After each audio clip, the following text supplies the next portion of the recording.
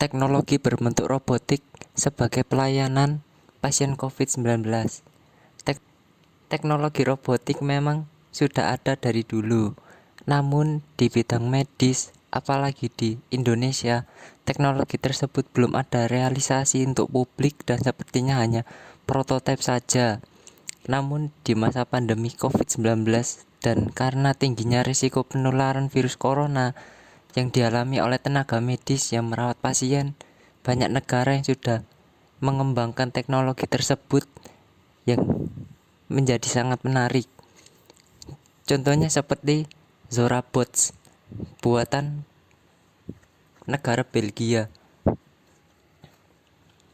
Robot ini memiliki bentuk humanoid yang kecil seperti anak-anak dan tubuhnya ramping, dan juga ia memiliki kemampuan untuk melakukan screening temperatur pasien, mengidentifikasi orang-orang yang tidak menggunakan masker, dan memonitoring aktivitas abnormal dari suara dan penampilan manusia.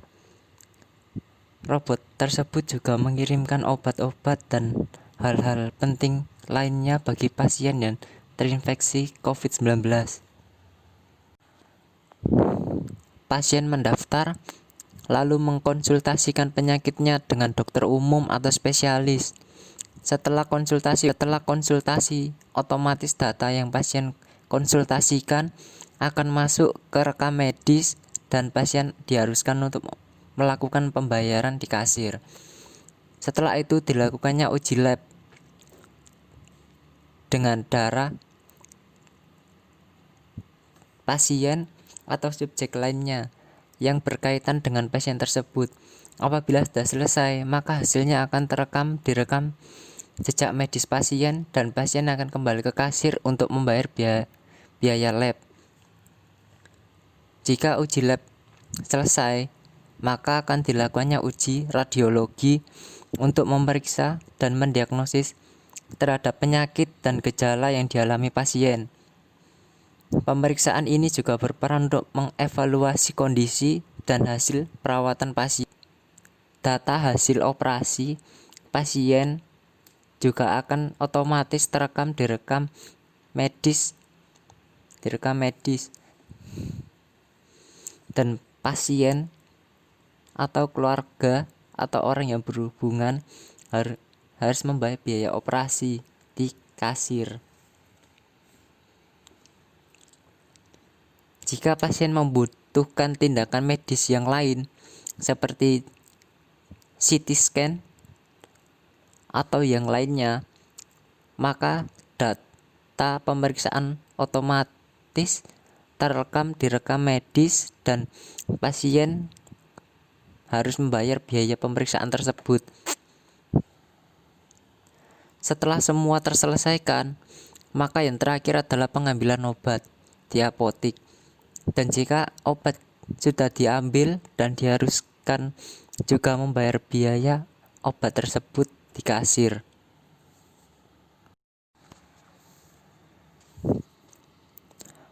Proses pemasukan data gejala atau penyakit oleh admin, dan juga untuk mengetahui laporan administrasi atau biaya penanganan penyakit atau biaya konsultasi.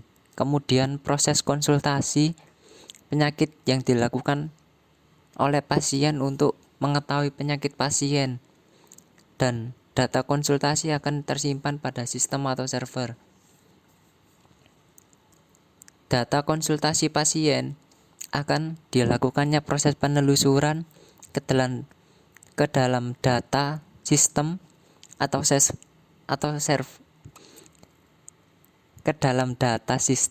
server untuk mencocokkan penyakit tersebut dengan data yang telah ada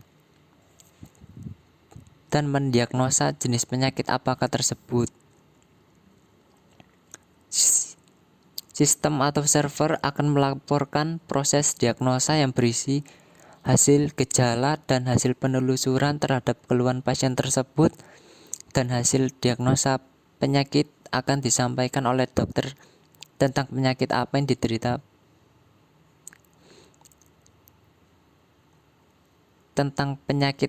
yang diderita pasien tersebut.